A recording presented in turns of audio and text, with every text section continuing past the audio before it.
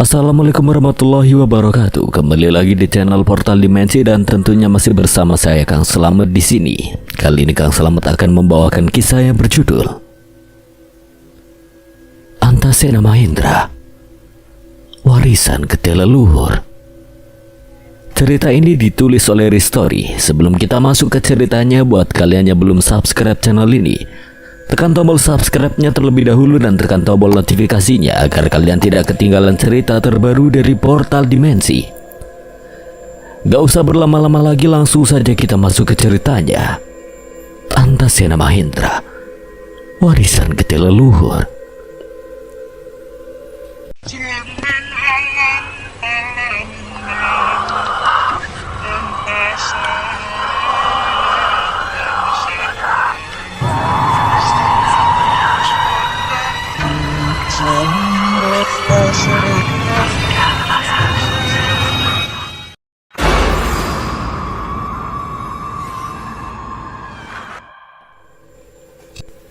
Tawanya belum benar-benar reda ketika bayangan Aswan mendadak lenyap dari tempatnya berdiri.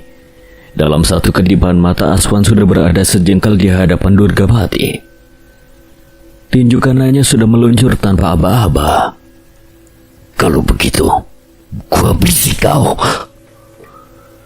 Pukulan itu menghantam wajah Durgapati dengan keras. Tubuh Pati itu terpental beberapa meter, menghantam tanah hingga debu berhamburan.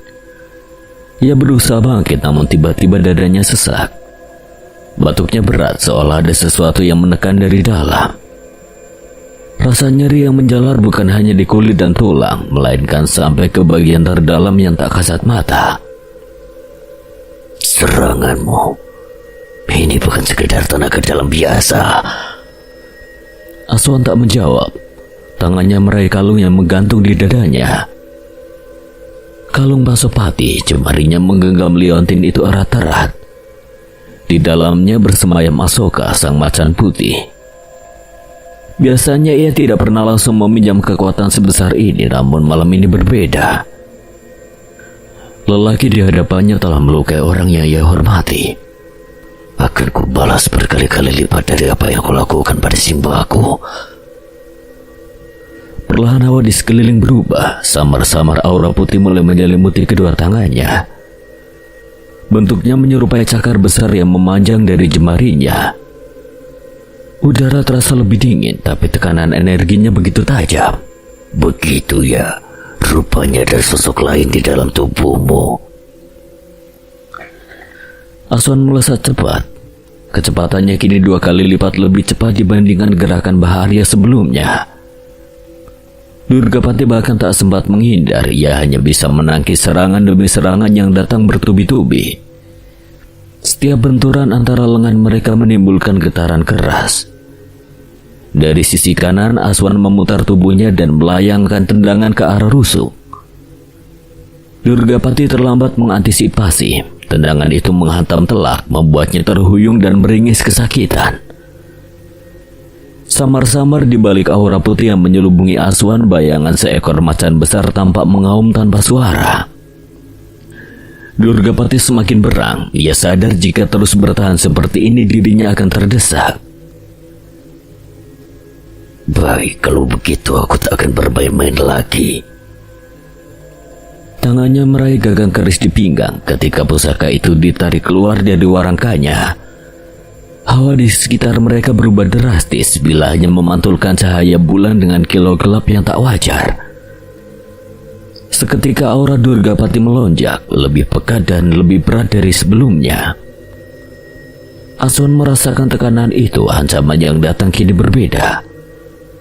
Lebih tajam, lebih mematikan. Tanpa ragu ia meningkatkan aliran tenaga dari kalung Pasopati. "Asoka." Aura putih yang menyelubungi tubuhnya semakin terang. Cakar-cakar energinya tampak lebih jelas, lebih panjang, lebih padat. Ia menggunakan 70% kemampuan Asoka. Mereka saling menerjang hampir bersamaan. Gerakan keduanya terlalu cepat untuk ditangkap mata biasa. Keris dan cakar putih beradu, menimbulkan percikan api di udara malam. Suara logam dan energi yang berbenturan menggema di jalanan desa kerajaan. Durgapati memutar kerisnya menyerang dari bawah. Aswan meloncat lalu mendarat dan langsung membalas dengan sabetan Sakari Ambir mengenai leher lawannya. Durgapati membalas dengan tendangan keras ke arah dada. Aswan terdorong beberapa langkah namun masih mampu bertahan. Pati itu melompat mundur lalu mengangkat kerisnya tinggi-tinggi. Bibirnya mulai merapal mantra. Asap hitam keluar dari bila pusaka itu melingkar seperti ular yang siap menyambar. Udara di sekitar mereka menegang. Namun sebelum mantra itu selesai, sebuah suara tanpa wujud terdengar, dalam, berat, dan penuh tekanan. Hanya Durgapati yang tampak mendengarnya dengan jelas. Wajahnya berubah. Belum waktunya. Tangan Durgapati gemetar sesaat. Asap hitam di belah kerisnya meredup. Ia terdiam beberapa detik, lalu perlahan menurunkan senjatanya. Tanpa berkata apa-apa, ia memasukkan kembali keris itu ke dalam orangga. Bocah macan putih dan orang tua, kali ini kalian beruntung. Aswan bersiap menerjang lagi, namun Durgapati sudah melangkah mundur. Dalam satu kedipan tubuhnya bergerak cepat menuju ke kegelapan di ujung jalan. Bayangan seolah melebur dengan malam. Keparat, jangan lari kau! Pemuda itu berlari mengejar. Ia menyusuri jalanan desa hingga ke tikungan gelap. Kosong. Hanya angin malam yang berembus pelan. Tak ada jejak langkah. Tak ada aura yang tersisa. Pati Durgapati menghilang seolah tak pernah ada. Aswan mengepalkan tangan. Nafasnya masih berat oleh sisa pertarungan. Di balik keamarahnya, ia tahu satu hal yang pasti. Malam ini bukan akhir. Hanya awal dari sesuatu yang lebih besar. Jika bertemu kembali, tak akan kubiarkan kau hidup, karena kau sudah melukai Simbaku. Langit sore menggantung redup ketika aku dan Arlingga akhirnya menginjakan kaki di desa Kedung Rejo. Perjalanan dari kota terasa lebih panjang dari biasanya. Entah karena pikiranku belum sepenuhnya lepas dari peristiwa semalam di Alas Surawetan, atau karena pesan leluhurku masih terngiang jelas di kepala. Semalam di antara kabut dan desir angin hutan, aku melihat sosok yang selama ini kulihat di lukisan bersejarah di rumahku. Lebih-lebih beliau juga menyampaikan pesan yang membuatku akhirnya memutuskan ke desa ini. Bukan sekedar berkunjung atau bertemu sanak saudara, tapi memastikan sesuatu yang tersembunyi di sebuah tempat yang tidak jauh dari desa ini. Itulah sebabnya pagi tadi setelah menceritakan semuanya pada Arlingga dan Baseno, tanpa banyak pertimbangan aku dan Arlingga memutuskan berangkat. Sementara Baseno yang akan menemui Mahendra dan yang lain untuk membahas pusaka para leluhur. Begitu memasuki gerbang desa, ada perasaan asing yang menyelinap. Jalanan yang dulu akrab kini terasa lebih sempit dan suram. Rumah-rumah masih berdiri di tempat yang sama, pohon-pohon besar masih menaungi jalan. Namun suasananya berbeda. Dulu menjelang sore seperti ini, beberapa orang tua masih duduk di beranda. Anak-anak berlarian, suara percakapan bersautan ringan. Tapi kini hanya angin yang melintas tanpa suara lain. Pintu-pintu rumah tertutup rapat. Tirai jendela sebagian tergerai, tapi tidak tampak wajah yang mengintip. Kok sepi banget?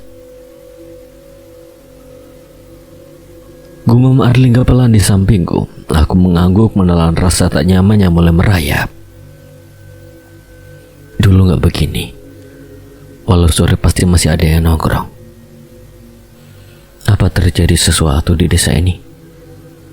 Entahlah, semoga saja tidak. Tak banyak hal yang berubah dari desa ini, hanya suasananya saja yang tampak berbeda. Udah, ayo kita ke rumah Mbah Bajan. Mbah Bajan adalah salah seorang warga desa Kedung Rejo yang sudah keluargaku anggap saudara sendiri. Beliau dulunya bekerja mengurus kebun ayahku. Sejak kecil aku mengenalnya sebagai sosok setia yang jarang banyak bicara, tapi selalu sigap. Jika ada yang tahu apa yang terjadi di desa ini, mungkin beliau adalah salah satunya. Waktu sudah berlalu cukup lama, tapi ingatanku masih jelas mengenai desa ini. Aku juga memiliki seorang sahabat baik di desa ini, namun aku tidak pernah mendengar tentang kabarnya lagi. Mungkin nanti aku akan menemuinya. Langit semakin gelap ketika kami berjalan menuju ke rumah Mbah Bajan. Namun sebelum sampai, Arlingga mendadak berhenti. "Jun, kamu sadar gak? Apa? Sekarang harusnya udah masuk waktu maghrib, tapi kok tidak ada suara azan di desa ini?" Aku terdiam dan langsung melihat jam tangan yang sudah menunjukkan pukul 6 lewat. Sejak kami tiba di desa ini, tak ada lantunan azan maghrib seperti yang dulu hampir tak pernah terlambat. Padahal langit sudah benar-benar senja. Dadaku terasa semakin sesak. Iya ya, perasaan dulu masih ada. Masjid di ujung jalan itu selalu paling kencang suaranya. Kami saling pandang sebentar, lalu melanjutkan langkah dengan perasaan yang tak lagi sama. Rumah Mbah Bajan masih seperti dulu, dinding kayu sederhana dengan halaman kecil yang ditanami beberapa pohon pisang. Aku mengetuk pintu pelan, tak lama terdengar suara langkah di dalam. Pintu terbuka sedikit memperlihatkan wajah renta yang langsung membeku ketika melihatku. "Den Arjuna." "Gimba, ini Juna." Beliau membuka pintu lebih lebar, menatapku dari ujung kepala sampai kaki. "Lah kok tiba-tiba?" Belum sempat aku menjawab, tatapannya menyapu cepat ke kiri dan kanan jalan yang mulai gelap. Wajahnya berubah tegang. "Cepat ayo masuk." Cara beliau berbicara membuatku tak banyak tanya. Aku dan Arlingga segera melangkah masuk. Begitu pintu ditutup, beliau menguncinya dari dalam, bahkan sempat menggeser kursi kecil untuk menahan gagang pintu, seolah takut ada yang mendorong dari luar. Kami duduk di ruang tamu yang remang, lampu pijar kecil di sudut ruangan menyala redup. Bau kayu tua dan minyak angin bercampur tipis di udara. "Gimana kabar bapak ibumu, Den?" "Alhamdulillah sehat, Mbah. Bapak ibu semua baik. Mbah Bajan sendiri bagaimana kabarnya?" Aku mencoba membaca raut wajahnya, ada gurat lelah yang tak pernah kulihat sebelumnya. Beliau mengangguk pelan. "Syukurlah Simba sendiri juga sehat, Den." Arlingga duduk agak kaku di sampingku, matanya sesekali melirik ke arah jendela yang tertutup rapat. Aku yakin dirinya juga merasakan kecemasan yang terpancar dari Mbah Bajan. Akhirnya aku pun tidak bisa menahan pertanyaannya sejak tadi menggantung. "Mbah, desa ini kenapa?" "Saya merasa ada yang aneh dengan desa ini. Tadi juga nggak ada azan. Terus Mbah tadi kayak takut waktu nyuruh masuk."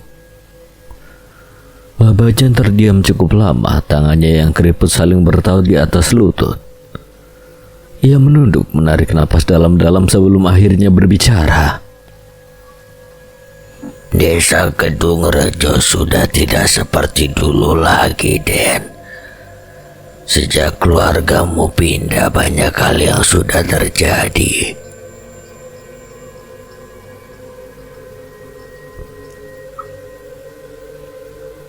Dadaku berdegup lebih cepat. "Hal apa, Mbah?" "Setan merah muncul." Arlingga refleks menoleh ke arahku. Aku mengerenyit. "Setan merah?" "Iya. Tak lama setelah keluarga dan Arjuna pindah, kejadian-kejadian aneh terjadi. Kemunculan setan merah, kematian yang hampir terjadi tiap hari." Belum selesai sampai di situ. Beberapa bulan setelah itu muncul lagi satu makhluk. Warga menyebutnya Begu Ganjang. Nama itu tidak terasa asing di telingaku, mendengarnya saja membuat bulu kuduku meremang. Begu Ganjang. Bapak Jan mengangguk. Menurutnya kehadiran setan merah dan Begu Ganjang sudah merubah desa Kedung Rejo. Dari larangan mengumandangkan azan hingga larangan untuk beraktivitas saat malam hari. Siapa yang melarang itu semua? Warga sepakat untuk tidak melakukannya karena tiap azan berkumandang. Hari itu juga warga yang mengumandangkan azan mati secara tiba-tiba. Sampai saat ini tidak ada yang berani melakukannya lagi. Aku dan Arlinga saling tatap, tak menyangka akan mendengar kejadian seperti ini di desa tempatku tinggal dulu. Tapi Mbah, itu justru malah memperburuk keadaan. Saya sendiri juga tidak setuju dengan larangan itu. Tapi warga desa sudah kepalang takut akan kematian, Den. Kenapa orang-orang tidak melawan? Sudah. Beberapa coba mengirim orang pintar dari dukun sampai pemuka agama. Tapi yang melawan justru lebih dulu hilang. Tapi setauku, Begu Ganjang itu peliharaan pengguna ilmu hitam dan selalu bergerak dengan perintah yang diterimanya. Warga juga berpikir kalau Begu Ganjang itu peliharaan setan merah. Aku terdiam, potongan-potongan kejadian semalam di alas Surawetan kembali terlintas. Pesan leluhurku, panggilan untuk pulang, apakah ini yang dimaksud? Kenapa tidak meminta bantuan keluar desa, Mbah? Sudah, tapi tetap saja mereka semua yang mencoba melawan mati. Aku mengepalkan tangan di atas lutut. Desa ini pernah menjadi rumahku, tempat aku tumbuh, bermain, mengenal dunia, dan kini ia berubah menjadi tempat yang dibungkus ketakutan. Lampu pijar di ruang tamu berayun pelan tertiup angin dari celah dinding kayu, membuat bayangan wajah Mbah Bajan tampak lebih tua dari usia sebenarnya. Seluruh warga Kedung Rejo sudah ditandai, Den. Bukan cuma ditakuti, tapi seperti dikunci. Maksudnya dikunci, Mbah? Kami seperti terkurung di desa sendiri. Banyak yang ingin pergi sejak setan merah mulai mengambil nyawa tanpa sebab. Awalnya satu orang, lalu makin sering. Orang-orang ketakutan, ingin pindah, tapi anehnya mereka yang benar-benar keluar desa tak lama kemudian mati mendadak. Mati mendadak bagaimana? Seperti kena kutukan. Ada yang baru saja sampai di kota sebelah tiba-tiba jatuh tak bernyawa. Ada yang seminggu setelah pindah ditemukan mati tanpa luka. Dokter bilang serangan jantung, tapi kami tahu itu bukan kebetulan. Seolah ada sesuatu yang menempel di tubuh tiap warga di desa ini. Aku dan Arlinga saling pandang, rasanya seperti mendengar cerita lama yang terlalu kelam untuk dipercaya, tapi terlalu nyata untuk diabaikan. Setan merah itu sebenarnya seperti apa, Mbah? Dan kenapa dia memelihara makhluk seperti Begu Ganjang? Tak ada yang tahu pasti. Ada yang bilang dia manusia. Manusia dengan ilmu hitam yang sangat tinggi. Ada juga yang yakin dia benar-benar setan. Aku sendiri belum pernah melihatnya langsung. Setiap orang yang mengaku pernah melihat sosoknya esok harinya pasti mati. Suasana ruang tamu mendadak terasa lebih dingin. Aku mencoba mencerna semuanya. Pesan leluhurku di alas Surawetan tak mungkin kebetulan. Desa ini, Setan Merah Begu Gancang. Semua terasa saling terhubung, tapi sebelum aku sempat menanyakan lebih jauh, Mbah Bajan justru mengalihkan pembicaraan. Kamu sendiri kesini sebenarnya ada tujuan apa, Den? Aku sempat ragu sepersekian detik, tidak mungkin langsung mengatakan tentang pesan leluhur dan firasatku. Gak ada apa-apa, Mbah. Cuma ingin berkunjung. Sekalian ada sedikit urusan di sekitar desa. Beliau menatapku seakan tahu aku tidak sepenuhnya jujur tapi tak memaksa. Kalau begitu menginap saja di sini, sudah sore begini. Gak baik keluar malam-malam. Dan kalau malam tiba jangan keluar rumah apapun yang kamu dengar.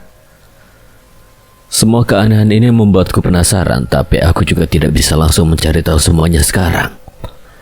Setidaknya kami ikuti dulu perintah Mbah Bajan dan aku akan mencari tahunya sendiri. Nggih, Mbah.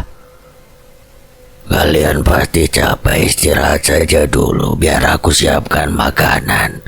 Datang dari jauh harus diisi perutnya. Memang perjalanan dari Surawetan ke Kedung Rejo sudah membuat kami lelah. Setidaknya jika ingin mengetahui semua keanehan ini, kami juga harus dalam keadaan fit. Kami tidak tahu apa yang akan kami hadapi nanti. Lebih lagi, kami tidak memiliki pusaka saat ini. Setelah membersihkan diri seadanya dan makan malam sederhana yang hangat, aku dan Arlingga masuk ke dalam kamar kecil yang disediakan. Kamar itu tak banyak berubah sejak dulu. Kasur tipis, lemari kayu tua, dan jendela kecil yang kini tertutup rapat. Kami berbaring berdampingan menatap langit-langit yang sedikit menggelupas. Menurut kamu, Setan Merah itu siapa? Belum tahu, Ling. Tapi jangan-jangan yang dimaksud warga itu sosok bertopeng kelana merah atau penari topeng merah yang pernah kita hadapi. Aku menoleh cepat, ucapannya membuat dadaku bergetar. Wajah bertopeng merah itu langsung terlintas di kepalaku. Aura panas, gerakan lincah, dan darah yang pernah hampir tertumpah karena ulahnya. Bisa jadi warga sini mungkin gak tahu bentuk aslinya. Mereka cuma lihat bayangan merah lalu mengaitkannya dengan setan. Apalagi mereka memakai topeng merah. Kalau memang dia, berarti ini bukan kebetulan. Aku menatap kosong ke arah jendela. Ada kemungkinan besar semuanya terhubung. Tapi tubuhku sudah terlalu lelah untuk memaksa otak terus bekerja. Besok kita cari tahu lebih jelas. Sekarang kita istirahat dulu. Arlingga mengangguk setuju. Hening mulai menyelimuti kamar. Hanya suara nafas kami dan sesekali kayu rumah berderit pelan karena angin malam. Entah sudah berapa lama aku terbejam, tiba-tiba suara jeritan memecah kesunyian. Suara anak kecil meminta tolong melengking penuh ketakutan. Aku dan Arlingga spontan bangun bersamaan.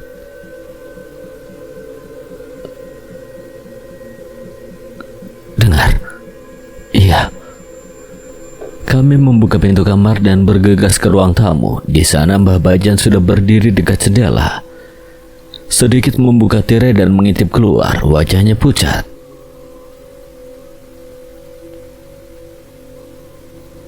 Ada apa, Mbah? Loh, Den, kenapa belum tidur? Mbah Bajan panik. Ia tidak langsung menjawab pertanyaanku dan malah menyuruhku untuk masuk ke kamar lagi. Namun aku tidak bisa mengabaikan teriakan minta tolong itu. Aku mendekat dan ikut mengintip. Pemandangan di luar membuat darahku seakan berhenti mengalir. Seorang anak laki-laki mungkin sekitar 10 tahun sedang diseret di jalan tanah oleh sosok yang tak pantas disebut manusia. Tubuh makhluk itu kurus memanjang, tingginya hampir 2 meter. Kulitnya gelap kusam seperti kayu lapuk, rambutnya panjang terurai tak beraturan, menutupi sebagian wajahnya yang bertaring. Lidahnya menjulur panjang, hampir menyentuh dada. Matanya cekung tapi berkilat aneh di bawah cahaya bulan. Anak itu meronta, menangis, mencakar tanah dengan kedua tangannya. Apa itu, Mbah? Itu Bajang Kemit, anak buah Begu Kacang, Den. Jantungku berdetak keras. Tanpa sadar kakiku bergerak hendak membuka pintu untuk menolong anak itu. Jangan, Simba mohon jangan keluar. Kita nggak bisa diam aja, Mbah. Kalau kamu keluar, kamu juga mati. Sudah banyak yang mencoba, tak ada yang kembali. Arlingga berdiri di sampingku, wajahnya tegang. Ia juga ingin bergerak tapi ragu. Di luar, sosok bernama Bajang Kemit itu berhenti sejenak. Kepalanya perlahan menoleh seakan mencium sesuatu. Hidungnya yang panjang bergerak-gerak. Aku menahan nafas. Makhluk itu lalu tertawa kecil, suara paruh seperti kayu digesek. Dalam sekejap tubuhnya melompat jauh, menyeret anak itu ke arah kegelapan di ujung jalan. Aku masih berdiri terpaku di depan jendela. Tangan mengepal hingga kuku menekan telapak untuk pertama kalinya sejak kembali ke Kedung Rejo. Aku menyaksikan sendiri teror yang selama ini hanya jadi cerita. Dan kini aku tahu satu hal pasti, apapun yang terjadi aku tidak mungkin tinggal diam. Jeritan anak itu masih terngiang di telingaku ketika tubuhku bergerak lebih dulu dari pikiranku. Ayo, Ling. Tanpa menunggu jawaban, aku membuka pintu. Mbah Bajan berusaha menahan. Tangannya sempat mencengkeram bahuku, tapi kali ini aku tidak bisa diam. Arlingga menyusul di belakangku. Jangan, Den, kalian gak tahu apa yang kalian hadapi. Suara Mbah Bajan terdengar gemetar, namun kami sudah melangkah ke jalan gelap desa Kedung Rejo. Angin malam menyentuh wajahku dengan hawa dingin yang tak wajar. Di kejauhan, sosok tinggi kurus itu masih menyeret anak kecil yang meronta lemah. Tanah berdebu tergores oleh kuku-kuku kecil yang berusaha bertahan. Aku mempercepat langkah. Arlingga sejajar di sampingku. Kalau kita terlambat, anak itu tidak akan selamat. Belum sampai 15 langkah, makhluk itu berhenti mendadak. Tubuhnya yang menjulang perlahan berbalik. Rambut panjangnya tergerai menutupi wajah, lalu sedikit tersibak memperlihatkan mata cekung yang menyala samar. Lidahnya yang panjang menjulur keluar, mengeluarkan suara desisan menjijikan. Ya sadar kami mengejarnya. Anak itu dilepaskan begitu saja ke tanah. Makhluk itu berdiri tegak. Bahunya terangkat seperti hewan buas yang merasa wilayahnya diganggu. Aku bisa merasakan hawa marahnya merayap di udara. Sepertinya dia nggak senang dengan kehadiran kita. Tetap hati-hati, kita nggak tahu apa yang bisa dilakuin demi itu. Bajang Kemit bergerak lebih dulu. Dalam satu lompatan panjang ia sudah di hadapan kami. Cakar kurusnya menyabet udara. Aku menangkis dengan lengan. Terasa seperti dipukul batang besi. Tubuhku terdorong setengah langkah. Arlingga memutar tubuhnya, mencoba menyapu kaki makhluk itu. Tapi Bajang Kemit melenting ke atas dengan ringan, lalu mendarat sambil menendang dada Arlingga hingga ia terpental ke samping. Makhluk ini bukan sembarang jelmaan. Aku kembali maju, memusatkan tenaga di telapak tangan. Pukulan lurus kulepaskan ke arah perutnya, mengenai tapi rasanya seperti memukul kayu tua yang keras dan dingin. Bajang Kemit hanya terhuyung sedikit, lalu tertawa serak. Lidah panjangnya menjulur menjijikan. Ia membalas dengan cengkeraman cepat ke arah leherku. Aku menghindar tipis, kuku panjangnya menyayat ujung bajuku. Kami mulai mengatur ritme. Arlingga menyerang dari sisi kiri, aku dari kanan. Amalan pemutih membuat gerakan kami lebih ringan dan tenaga lebih padat. Di tengah aura mencekam yang terpancar dari makhluk itu. Tapi Bajang Kemit seolah tak merasakan sakit biasa. Setiap kali kami berhasil menghantamnya, ia hanya mundur beberapa langkah lalu kembali menerjang. Suaranya mendesis seperti angin masuk ke celah gua. Ia tiba-tiba memutar tubuh dan melompat tinggi, lalu mendarat tepat di belakangku. Awas, Jun! Aku terlambat menyadari, cengkeramannya berhasil mencengkeram pundakku. Rasanya dingin menjalar dari ujung kuku ke dalam tulang. Aku mengerang, hampir jatuh. Harlingga berteriak dan menghantam punggung makhluk itu dengan kedua tangannya yang sudah dialiri amalan pemutih. Kali ini terdengar bunyi retak samar. Bajang kemit menjerit keras, melepaskanku dan mundur beberapa langkah. Amalan pemutih berdampak padanya.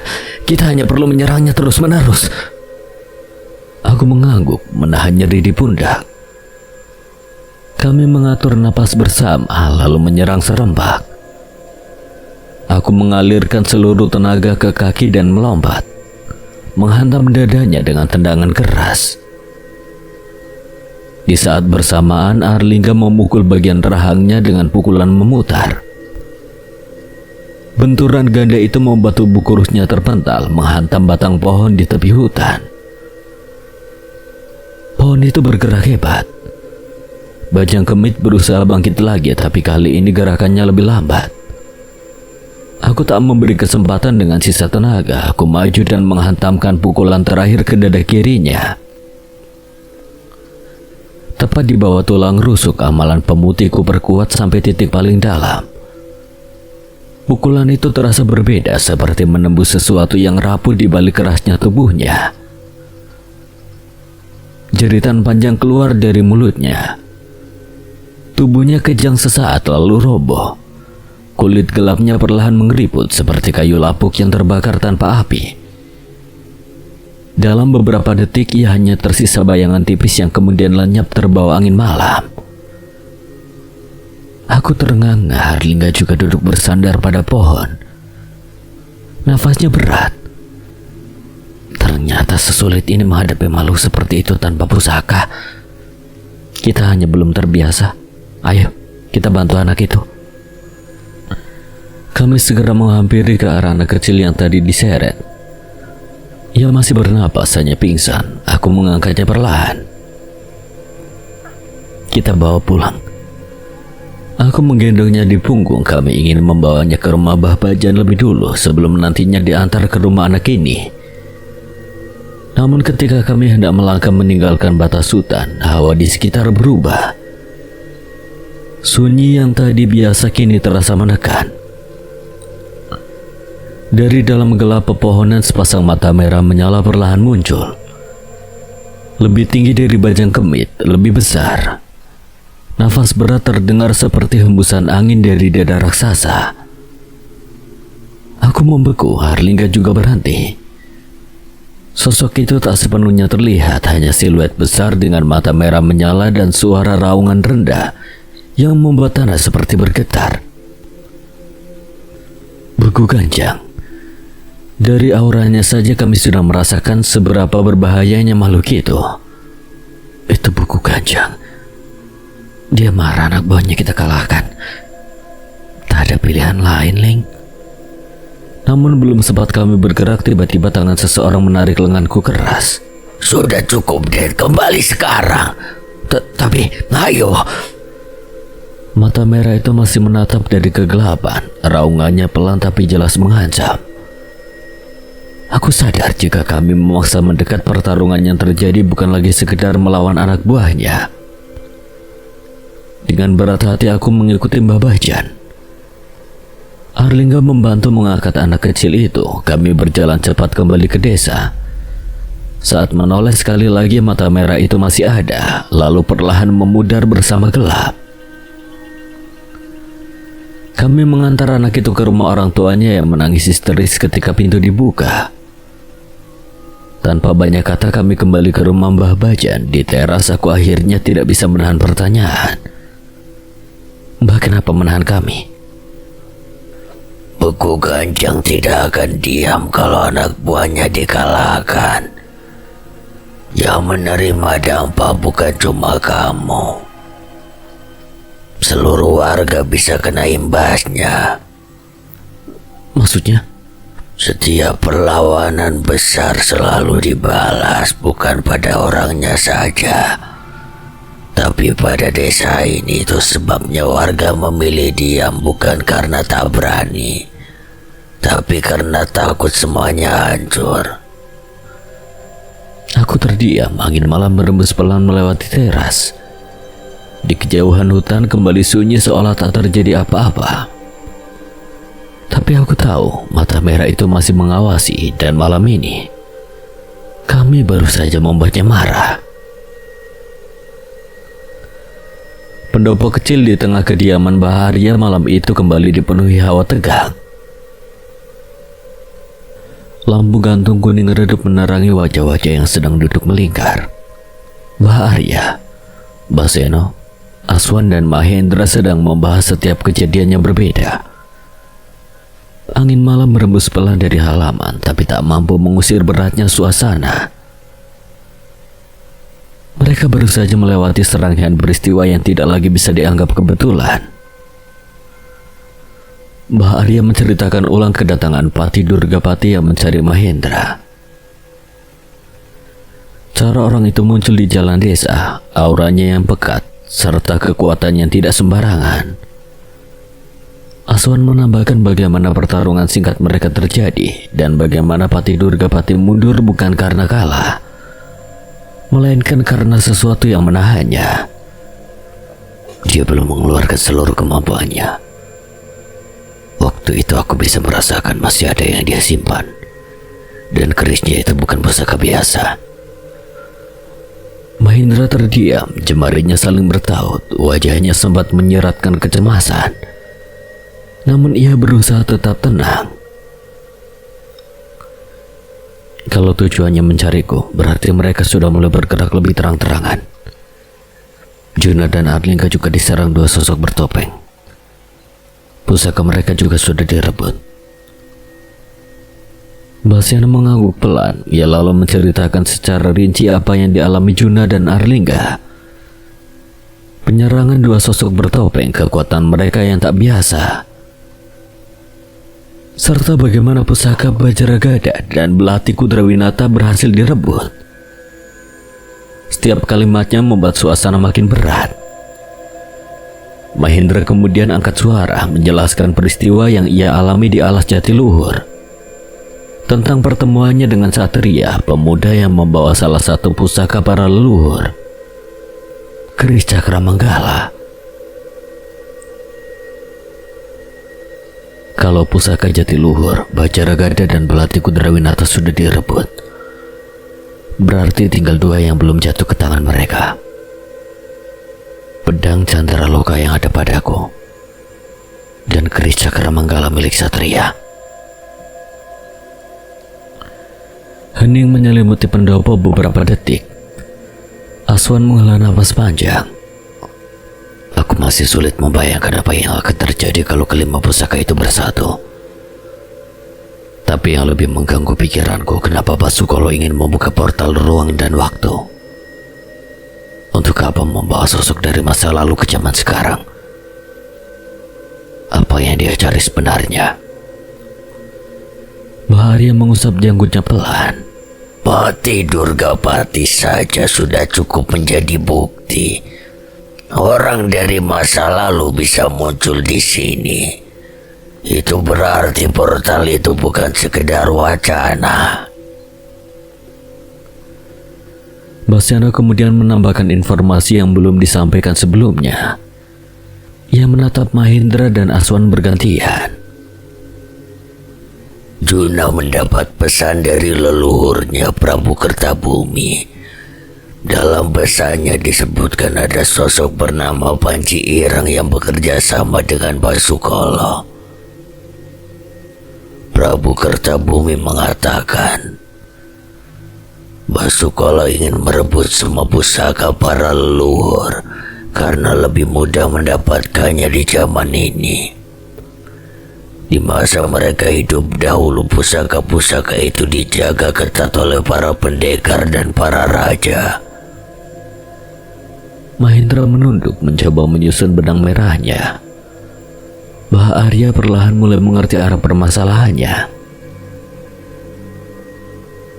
Berarti ini bukan hanya soal zaman kita.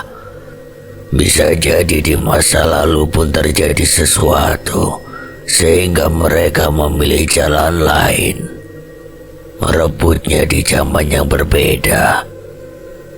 Kalau begitu, Yang kita hadapi bukan hanya orang-orang yang haus kekuasaan, tapi juga rencana lintas zaman. Belum sempat pembicaraan itu berlanjut lebih dalam, suara langkah tergesa-gesa terdengar dari luar halaman. Seseorang berlari mendekat, napasnya terengah-engah. Bahria! Kuncoro muncul di ambang pendopo dengan wajah pucat dan rambut acak-acakan. Tolong, bapakku kerasuan! Suasana tegang seketika berubah sedikit canggung. Bahria mengangkat alis. Lo bukannya kamu sudah gua ajari cara menangani orang kerasuan? Iya mbak, tapi ini beda. Beda piye wong kerasuan yo padha wae, urus sendiri. Ora bisa mbak, iku wael. Mahinder dan Aswan saling pandang menahan senyum tipis di tengah situasi yang sebenarnya genting. Apa susahnya? Wes ayo melu sik. Kuncoro memaksa mereka untuk ikut dan melihat langsung keadaan bapaknya yang sedang kerasukan. Sesampainya di rumah Kuncoro tidak ada apapun di sana hingga Kuncoro menuju ke arah pohon kelapa yang berada di samping rumah. Mbak lihat, piye nyadarinya kalau di atas kayak gitu? Mbah Arya dan yang lainnya hanya terdiam sembari menepuk jidat. Mereka tak menyangka kalau bapak Kuncoro kerasukan hingga memanjat pohon kelapa. Demi topo sing ngrasui bapakmu, Coro? Aku yo ora ngerti, Mbah. Apa mungkin itu siluman cicak?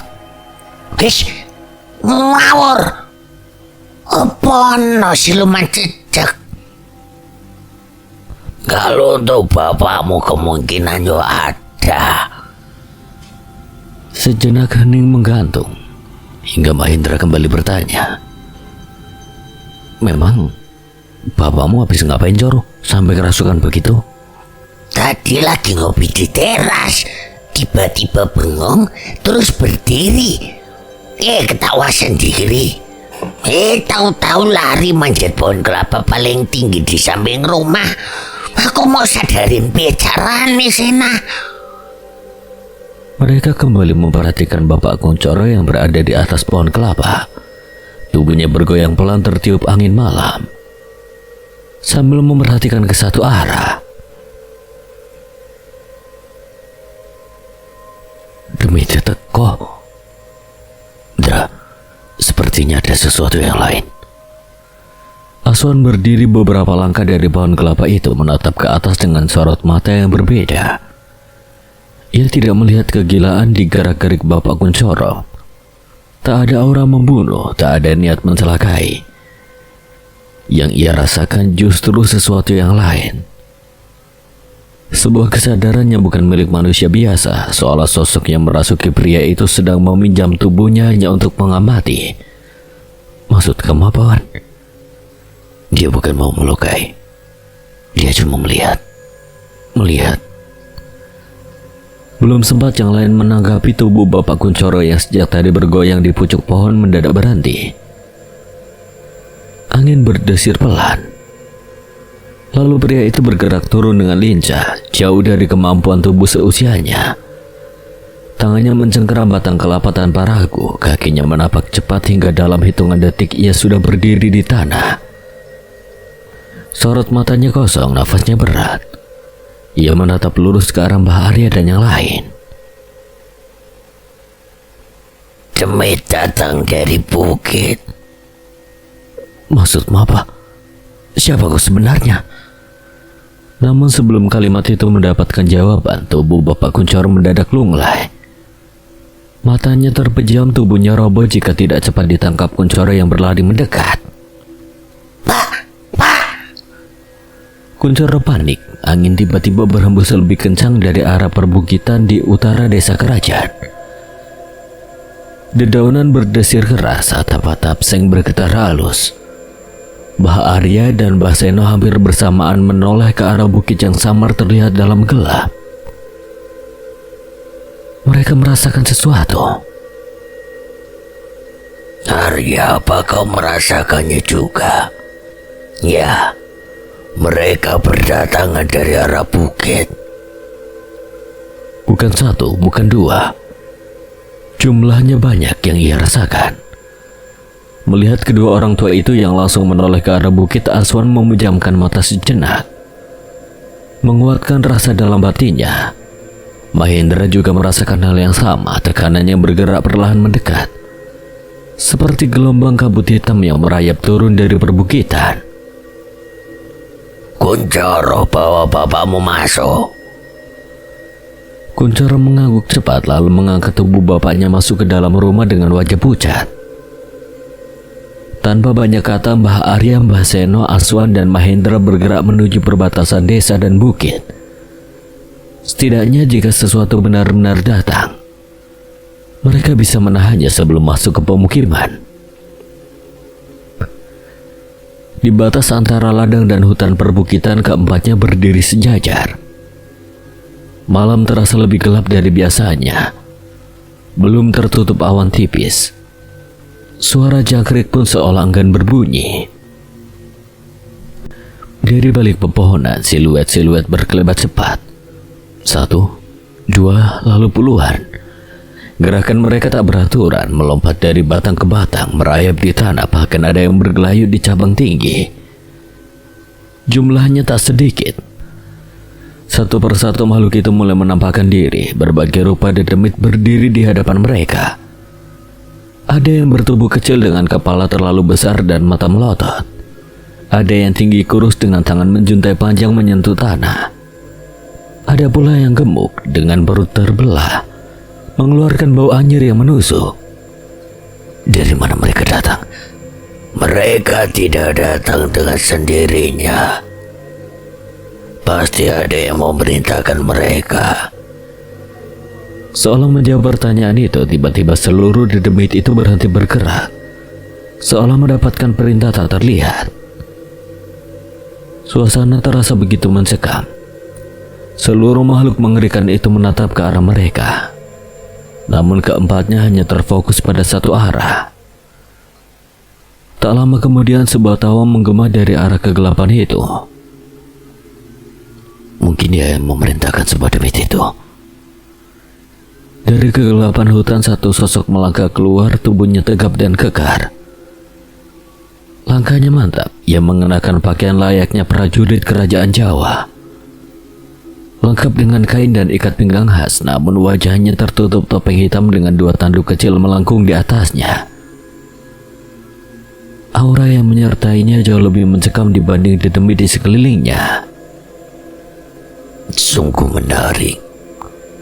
Kedatanganku langsung disambut keturunan Raja Endaru dan Trawiratama. Keempatnya terdiam, agaknya perkataan itu membuat keempatnya terkejut. Bagaimana sosok itu langsung mengetahui terah mereka? Mahendra menatap tajam, Aswan sedikit menyipitkan mata. Mbah Arya dan Mbah Seno tidak menyembunyikan keterkejutan mereka. Kalian bertiga dari Raja Endaru, dan kau keturunan Wiratama. Nama-nama itu meluncur tanpa ragu. Mahendra melangkah setengah langkah maju. Apa maksud kedatanganmu ke desa ini dengan membawa semua demit ini? Siapa kau? Topeng hitam itu sedikit terangkat, seolah ia sedang tersenyum di baliknya. Karena malam ini akan menjadi malam yang panjang. Mungkin tidak apa kalau kalian mengetahui siapa aku. Dia merentangkan kedua tangannya, aura hitam menyeruak dari tubuhnya. Atmosfer di sekitar mereka jadi terasa berat menekan. Aku Panji Ireng. Kedatanganku untuk merebut pedang Candraloka yang berada di tanganmu, Antasena. Nama itu terasa berat ketika meluncur di udara. Panji Ireng. Dia sosok yang disebutkan Prabu Kertabumi. Kupikir bisa mendapatkannya dengan mudah. Panji Ireng tertawa pelan, tawa yang membuat dedemit di sekelilingnya ikut bergumam rendah. Mudah atau tidak, itu bukan hal yang sulit bagiku. Aku hanya ingin memberi pilihan. Pilihan. Serahkan pedang itu atau korban ke desamu. Seolah menegaskan ancamannya, dari kejauhan terdengar teriakan warga. Jeritan panik, suara benda pecah, gonggongan anjing yang berubah menjadi lolongan ketakutan. Mahendra menoleh ke arah desa. Panji Ireng tersenyum tipis di balik topengnya. Kalian pikir aku hanya datang dari satu arah? Di sisi lain desa ada pasukan lain yang sedang bergerak ke barat. Kau pengecut. Dalam peperangan kita harus menyiapkan sebuah rencana untuk memenangkannya. Angin berembus lebih kencang dan di hadapan mereka mulai mengeram pelan. Mahendra mengepalkan tangan. Aswan melangkah sedikit ke depan. Baharia dan Baseno saling berpandangan singkat. Malam di desa kerajaan berubah dalam sekejap. Bukan lagi sekedar ancaman tersembunyi, melainkan perang yang berdiri tepat di depan mata. Dedemit-dedemit yang berkerumun di belakang Panji Ireng mulai mengeram rendah. Menunggu perintah, teriakan warga dari arah lain desa terdengar makin jelas, membuat situasi tak lagi bisa ditunda. Baharia melangkah setengah maju, sorot matanya tegas. Sena, Hasta, kalian pergi lindungi warga, jangan biarkan mereka jadi korban. Tapi Mbah, ini bukan waktunya membantah. Pedang Candraloka tidak boleh jatuh dan warga desa tidak boleh menjadi korban. Aswan mengepalkan tangan. Ia tahu jika tetap bertahan di sini, pertarungan akan terpusat pada Panji Ireng. Sementara di sisi lain desa, dedemit lain sudah mulai bergerak. Kita nggak punya pilihan, Tra. Itu keputusannya menyentuh. Tapi semua yang kalian lakukan akan berujung sia-sia. Serang. Sekejap puluhan dedemit yang tadi diam langsung melesat. Sebagian menerjang ke arah Mbah Arya dan Baseno. Sebagian lagi menyebar ke jalur menuju desa. Tak akan aku biarkan kalian lewat begitu saja. Baseno bergerak cepat. Dari dalam sakunya ia mengeluarkan beberapa paku kecil berkilau kusam. Dengan gerakan terlatih ia menancapkannya ke tanah membentuk lingkaran setengah besar di batas desa. Bibirnya komat kamit merapal mantra. Dalam hitungan detik, udara di sekitar paku-paku itu bergetar, membentuk pagar gaib yang tak kasat mata namun terasa padat. Beberapa dedemit yang mencoba menembusnya terpental keras, mengeluarkan jeritan melengking. Namun jumlah mereka terlalu banyak, sebagian menemukan celah menyelinap di antara batas energi yang belum sepenuhnya rapat. Sial, mereka masih bisa lolos. Mahendra dan Aswan bergerak cepat menyusuri sisi desa. Dedemit kecil berkepala besar melompat ke arah seorang warga yang berlari. Mahendra langsung menyerangnya dengan ajian Braja Musti. Satu pukulan cepat, makhluk itu hancur menjadi asap hitam yang lenyap terbawa angin. Di sisi lain, Aswan memanggil kekuatan Asoka. Aura putih menyelimuti tangannya. Ia menghantam dedemit tinggi kurus yang hendak mencakar seorang perempuan tua. Pukulan itu membuat makhluk itu terpental hingga menghantam pagar gaib Baseno dan terbakar oleh energi tak kasat mata. Sementara itu di batas perbukitan, Panji Ireng melangkah maju. Kupikir pagar itu akan bertahan lama. Ia hendak menerjang ke arah Baseno, jelas berniat menghancurkan pagar gaib yang menjadi benteng terakhir desa.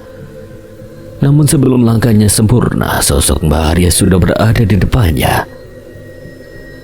Ajian Braja Musti mengalir deras di kedua tangannya dengan satu hentakan. Ia meluncurkan pukulan lurus ke arah dada Panji Ireng. Benturan keras terdengar. Angin di sekitar mereka bergetar. Namun Panji Ireng hanya mundur setengah langkah, tak ada tanda luka. Tak ada goyah berarti. Lumayan. Mbah Arya tak memberi kesempatan. Ia melanjutkan dengan rangkaian pukulan cepat, memadukan tenaga dalam dan ketepatan gerak. Setiap serangan tepat mengarah pada titik vital, namun tiap kali mengenai tubuh Panji Ireng efeknya seperti menghantam batu karang. Panji Ireng membalas dengan satu ayunan tangan yang sederhana namun syarat tenaga.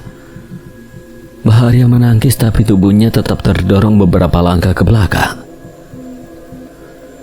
Tanah di bawah kakinya tergerus. Kau cukup kuat untuk ukuran manusia tua, tapi itu belum seberapa. Ia bergerak lebih cepat dari sebelumnya. Dalam satu kedipan ia sudah di samping Baharia. Tendangan keras berhasil mengarah ke rusuk. Baharia berhasil menangkis bagian, namun sisanya tetap menghantam, membuat napasnya tersengal dan tubuhnya terhuyung. Di sisi lain, Basena berkeringat deras menjaga pagar gaib. Dedemi demi dedemi terus menerjang, mencoba menembus pertahanan. Ia melempar satu lagi paku ke tanah, memperkuat sisi yang mulai retak. Setiap kali dedemit menyentuh pagar, terdengar suara mendesis seperti besi panas dicelupkan ke air. Namun ada satu makhluk besar yang berbeda, tubuhnya gemuk dengan tangan panjang berujung cakar. Ia memukul pagar gaib dengan kedua tangannya, retakan samar mulai tampak di udara. Basena menggertakkan gigi. Tidak boleh jebol. Ia mengangkat kedua tangannya, mengalirkan seluruh tenaga dalamnya untuk memperkuat lingkaran itu. Cahaya samar muncul mengikuti garis pagar. Di tengah semua itu pertarungan Baharia dan Panji Ireng makin intens. Baharia memanggil seluruh sisa tenaganya, memadukan kecepatan dan ketepatan. Ia berhasil mendaratkan satu pukulan ke arah wajah bertopeng itu, membuat Panji Ireng sedikit memalingkan kepala. Namun balasannya datang lebih keras. Satu hantaman telapak tangan mengenai dada Baharia, tubuhnya terpental beberapa meter. Berguling di tanah sebelum berhenti dengan satu lutut menyentuh bumi. Darah tipis mengalir dari sudut bibirnya. Panji Ireng melangkah mendekat perlahan. Aku sudah memberi pilihan, tapi kau memilih melawan. Selama aku masih berdiri, kau tak akan menyentuh desa ini. Panji Ireng mengangkat tangan. Aura hitam mulai berputar di sekelilingnya. Di belakangnya, dedemi terus menghantam pagar gaib. Retakan makin melebar. Di kejauhan, Mahendra dan Aswan masih bertarung melindungi warga, tak menyadari sepenuhnya bahwa di batas bukit, kekuatan Panji Ireng perlahan mendominasi. Keputusan telah diambil, dan malam itu, desa kerajaan berdiri di ujung antara pengorbanan dan kehancuran.